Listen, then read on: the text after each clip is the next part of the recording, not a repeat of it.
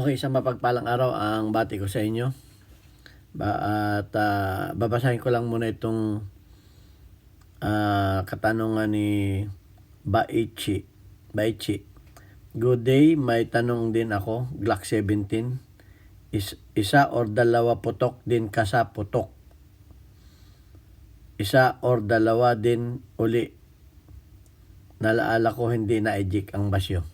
Okay, yan. Pag kayo magtatanong, kukumplituhin ninyo at sasabihin ninyo kung ano ang kondisyon ng baril. So bago ko sagutin yan, sa mga OFW, sa mga panig kayo ng mundo, okay, ingat kayo dyan at anumang oras dyan, umaga, tanghali, hapon, gabi o madaling araw, sana tayong lahat ay nasa mabuting kalagayan, walang karamdaman, bawal tayong magkasakit, okay?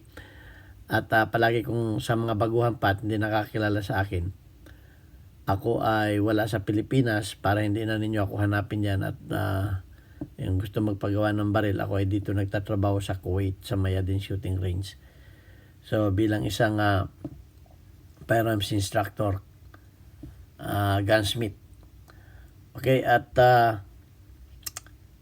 sa mga baguhan, ito na ang channel para sa inyo. Kung kayo ay nakakaroon ng problema sa inyong mga baril, kaya namang gawin ng DIY. Ito yung mga basic na pagtuturo na kaya ninyong gawin para hindi na kayo maghanap ng gunsmith pa.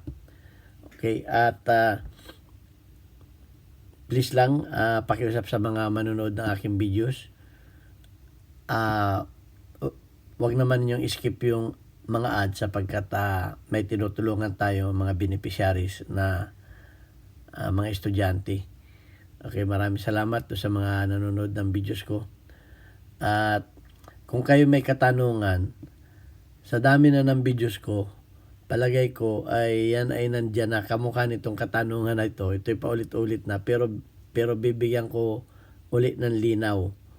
Kasi nga Glock 70 naman yung ano, pero ito ay pareho ito ng sakit ng mga, kasi meron akong videos na isang putok isang kasa pero sinabi naman niya dito na naiiwan yung basyo, naiiwan yung basyo sa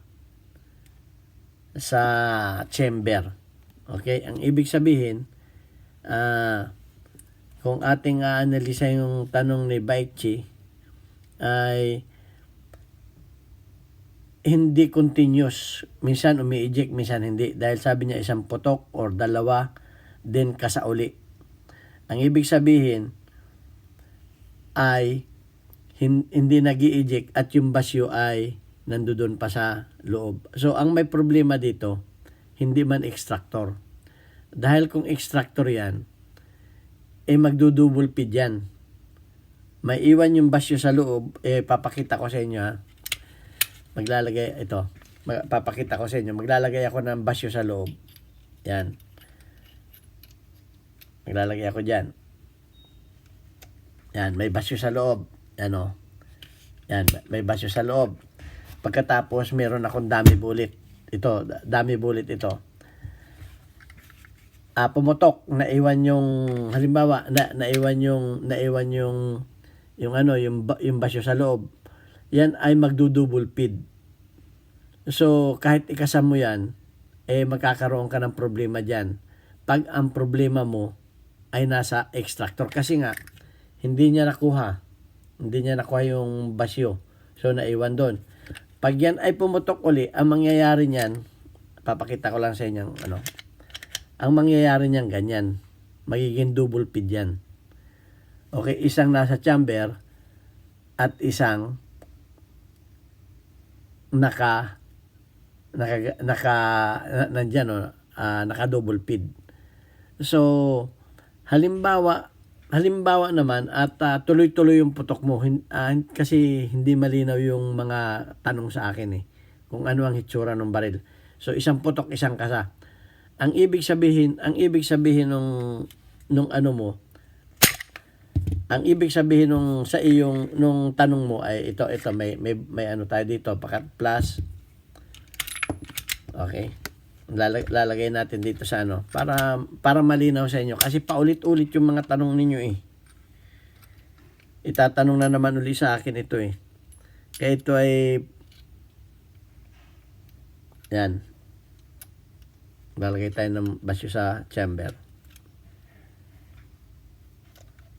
Yan, may basyo sa chamber. So ang nangyayari niyan, pumutok siya. Teka muna. Yan. Ang nangyari niyan, pumutok siya. Ayun yung basyo. Pinaliwanag ko na to eh. Pagkatapos, ay ibinalik siyang ganun. So, pag ikinasa mo yan, tuloy-tuloy ang putok mo pag ikinasa mo yan. Halimbawa, ganyan, no? Yan. Halimbawa, ganyan. Pumutok. Ikinasa mo.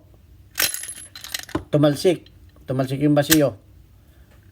Ang mangyayari niyan, papasok lang uli yung hindi nag-double feed. So ano ang dahilan? Ito yung sinabi ko na eh. Mahina yung bala mo. Mahina yung bala mo. Kaya hindi siya nag-eject. Mahina yung bala mo. Ang nangyari, ulitin natin. Ang nangyari doon sa bala mo ay ganito lang. Ganito. Papasok natin ha.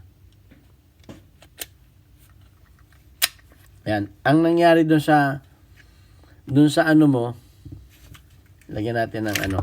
Okay.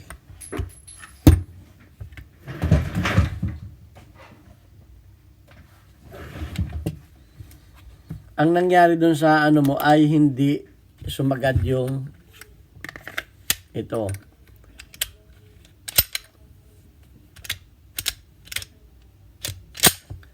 Nung pumutok siya, hindi sumagad dahil mahina yung bala mo, bumalik uli. Ganon. Yung basyo nandun. Ngayon, ikakasa mo lang uli yan. Papasok uli yung sunod na bala. Dahil kung yan ay ang may problema niyan ay extractor, magdo-double feed yan. Kamukha nung sinabi ko kanina. So, yan ang problema nung baril mo. Mahina yung bala, malakas ang recoil spring. O, padalawang sagot ko na ito. Sana wala nang magtanong.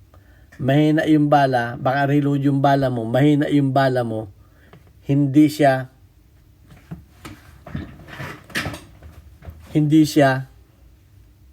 nag-eject, bumalik agad. Yung bala hindi nakarating sa ejector. Andito pa lang, andito yung ejector.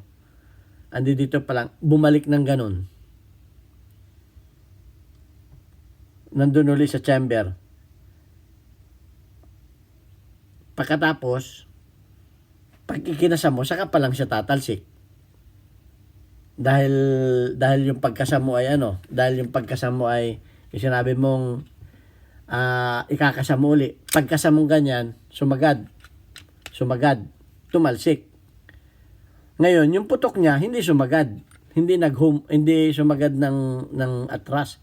Kumbaga, andito pa yung ejector. Yung ejector, hindi pa nakakarating itong bala sa ejector, bumalik na yung basyo. So maliwanag. Sana naunawaan ninyo mabuti. Mahina ang bala ninyo, malakas ang spring ninyo. So ang Glock, hindi napapalitan niya ng recoil spring. Hindi kamukha ng mga 1911. Dahil ito wala itong barrel link. Na nagko-control. So, pag ito pinalitan mo ng mahinang spring, babasagin niya ang slide mo.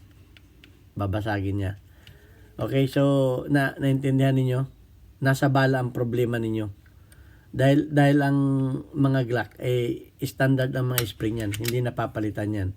Hindi man replaceable yan ang mga kamukha ng papalitan mo ng mas mahina. Yan ang kagandahan ng 1911. Pwede mo siyang i-tune up sa bala mo. Okay, so baka yung reload mo ay mahina yung bala mo. Baichi. Sana nanood ka. So, wala sa extractor yung bala mo.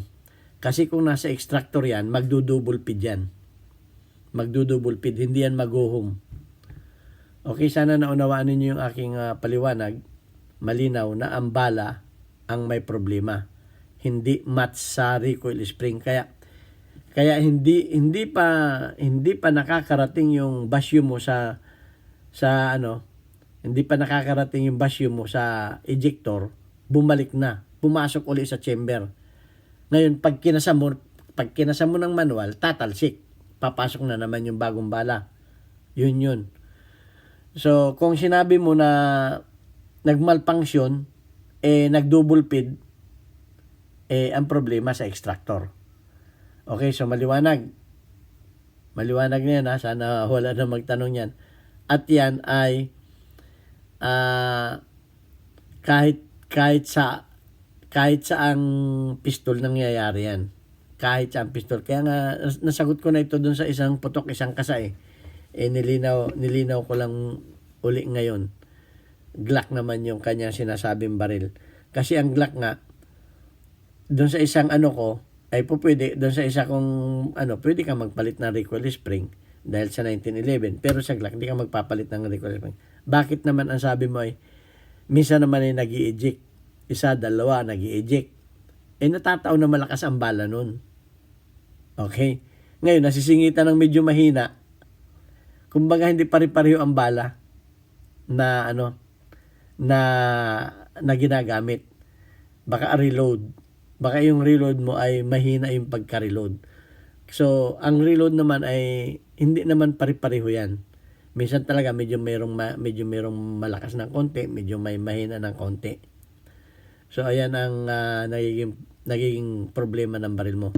So, ayan, sana naunawaan ninyo yung aking kasagutan at sa mga susunod pa ninyong mga tanong ay sasagutin ko pa. Wait lang yung iba at isa-isa lang ang aking paggawa ng video. Maraming salamat sa inyo. Please subscribe and share my YouTube channel. Thank you very much and God bless us.